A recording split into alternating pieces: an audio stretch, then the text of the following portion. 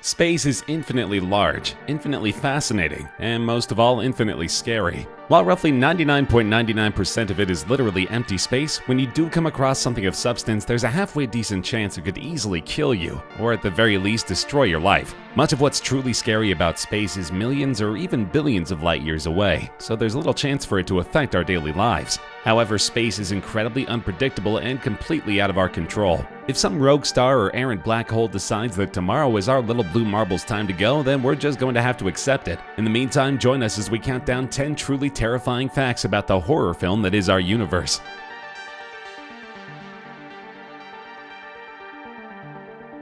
They say nature abhors a vacuum. Well, she should do something about the astronomically powerful vacuum that is slowly but surely sucking up our galaxy like a spaghetti noodle. Roughly 150 to 250 million light years away from our own Milky Way galaxy lies an anomaly known as the Great Attractor. A cute name like that betrays just how horrifying this thing is. Its massive gravitational pull is enough to send entire galaxies its way, where they then collapse upon themselves, and very likely we're on a collision course with it. Remember, nothing in space sits still, and that includes the Milky Way. Our galaxy zips through space at 1.3 million miles per hour, and because the Great Attractor is so gravitationally powerful, we're headed right toward it. Granted, this isn't likely to happen for a few billion years, but simply knowing the universe has already decided our galaxy's fate like that is sobering to say the least. What's truly scary is we still don't actually know what the Great Attractor is. For one thing, there doesn't appear to be enough mass around that area to account for all that gravitational pull. Not that we could just peer into a telescope to find out.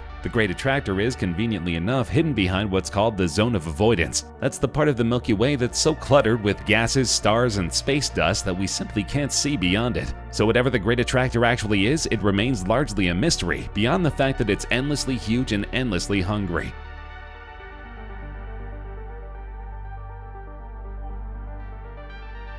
They're all the rage right now, what with scientists recently capturing our first ever image of these otherwise invisible nightmares. But the Eye of Sauron looking phenomenon that's trending in the news isn't the black hole we should be worried about. There's one far closer, and far more capable of crushing us without a single thought. Given the catchy name of B31715 plus 425, this hole is wandering through space at about 3 million miles per hour. And I do mean wandering. Most black holes remain attached to its galaxy, but B31715 plus 425 is something else entirely. A rogue black hole, whose galaxy got ripped to shreds after colliding with a bigger galaxy. Rather than assimilate into the bigger galaxy, as most black holes do, B31715 plus 425 instead found itself ripped away, hurling around space on its lonesome, sucking up whatever's in its path. It's the intergalactic equivalent of a starving tiger that escaped the zoo and is heading for your backyard. The rogue B31715 plus 425 is currently about 2 billion light years away from us, but at its current zippy speed, it could potentially cover that distance mighty fast. And if it does come our way, we won't even know, because everything around us will instantaneously disappear. B31715 plus 425 is 1,000,000 times more massive than the Sun, so it likely won't have to get close at all if it wants to destroy our entire galaxy.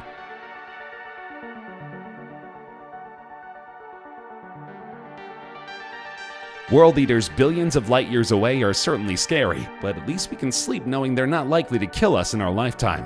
However, there is something that could, if not kill us, instantaneously destroy our power and technology, sending us back to the Dark Ages with no warning whatsoever. The culprit? Our very own sun. Occasionally, the sun emits gigantic solar flares that can generate cosmic solar storms. These storms cause catastrophic levels of UV radiation and energy to hurtle hundreds of millions of miles from the sun's surface in a matter of seconds. If any of these storms come Earth's way, the radiation and energy would likely be enough to disable and destroy all things electric. Goodbye internet, GPS, TV, and artificial lighting of any kind. We would instantly be plunged back into pre-technological times, relying on whatever heat and light Earth decides to provide for us and nothing more. It would likely take years to recover, and the cost would be trillions of dollars. Don't think for a second it can't happen, because just a few years ago it almost did. In July 2012, the sun belched out its most powerful solar flare in over 150 years, sending a huge wave of toxic energy screaming through Earth's orbit. Our planet missed getting caught in the crossfire by just 1 week. Had the sun thrown its tantrum just a wee bit sooner, the world today would be mighty different. Very possibly you wouldn't be watching this video right now, nor would I have written and filmed it.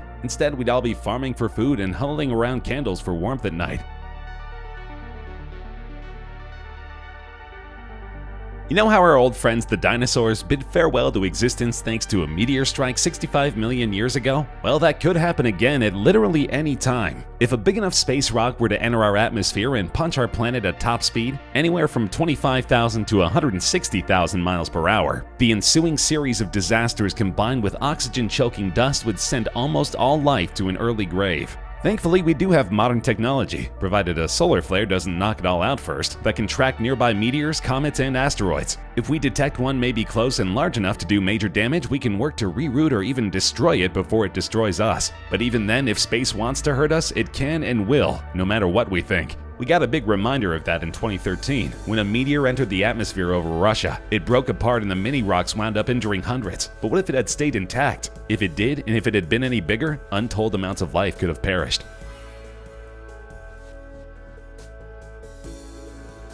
Much like an empire conquering new lands to become a bigger empire, there are actually stars out there so dedicated to becoming bigger, brighter stars they will literally eat nearby stars to become bigger and brighter. Technically called O-type stars, but more appropriately nicknamed vampire stars. These predators are typically enormous blue giants attached to much smaller stars that serve as the bigger star's dinner. Imagine a supermassive Shang Tsung from Mortal Kombat sucking his opponent's souls to stay forever young, and you're on the right track. This kind of life isn't meant to last long, and indeed these vampire stars are on a collision course with doom. Once it sucks up enough of its partner star's energy, not only will the smaller star be left a cold, lifeless husk, but the vampire star will grow so massive and so bloated that it will likely explode in a spectacular supernova. That's why it's so important to not overeat.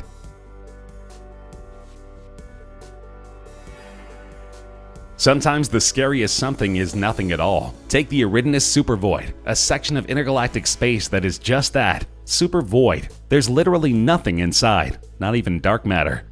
Scientists estimate the Eridanus supervoid, also known as the CMB cold spot, measures 500 million light-years across. A light-year spans roughly 5.88 trillion miles, so multiply that by 500 million and realize there's an entire section of space that large, with absolutely nothing around. Now realize that NASA has yet to discover anything in the universe larger than that. Some think the void may be the largest black hole in the universe, while others actually think it may have formed when a parallel universe collided with our own, stamping out any and all matter caught in the middle. While the multiverse theory is certainly left field, it's currently about as plausible as any other explanation for the void's eerie existence.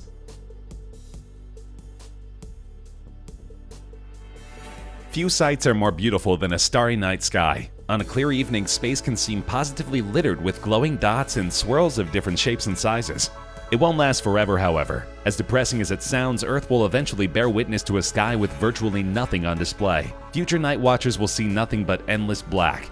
Over the next several billion years, our galaxy will merge with other galaxies, keeping them largely out of view. Meanwhile, other galaxies will move further and further away from us, making it difficult and eventually impossible for us to see them. Adding to that issue is that as the universe expands more and more, it'll do so faster and faster, to the point where one day you'll see stars and the next they're gone forever. In billions of years, if we're still around, humans will likely have no idea space even exists. They'll see the sun, the moon, a few extra dots here and there, and that's it. As Scientific American explained, to our distant descendants, the universe will look like a small puddle of stars in an endless, changeless void. It's not quite as romantic as a backlit canopy, but far more realistic.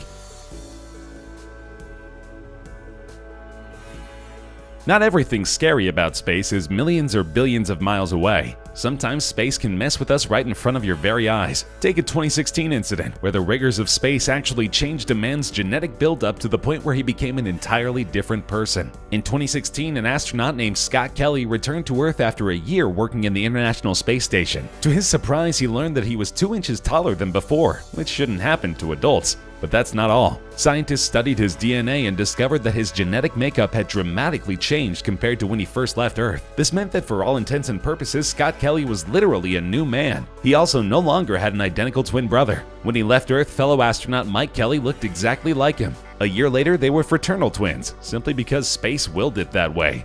But how? Scientists believe that space is so foreign and so hard on the human body that it can actually alter our cells' basic biology, effectively mutating them. This is what happened to Scott Kelly, and he's remained a changed person to this day. He's no longer 2 inches taller than his brother, but his DNA remains altered, and it will likely stay that way for the rest of his life.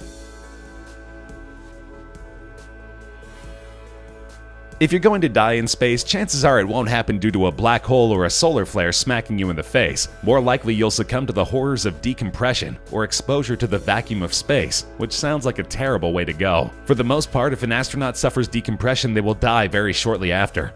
In 1965, a technician at Houston's Johnson Space Center was working in a vacuum chamber. He accidentally detached a hose which immediately depressurized his spacesuit. Within seconds he was unconscious, though thankfully others were present to repressurize his suit in time for him to regain consciousness. Even that brief bit of exposure to what is essentially space damaged the man. He could feel his tongue begin to boil as he passed out, and for 4 days afterward he couldn't taste anything. He wound up being okay, but exposure to that vacuum for even a few seconds longer could have proven devastating, if not violently fatal.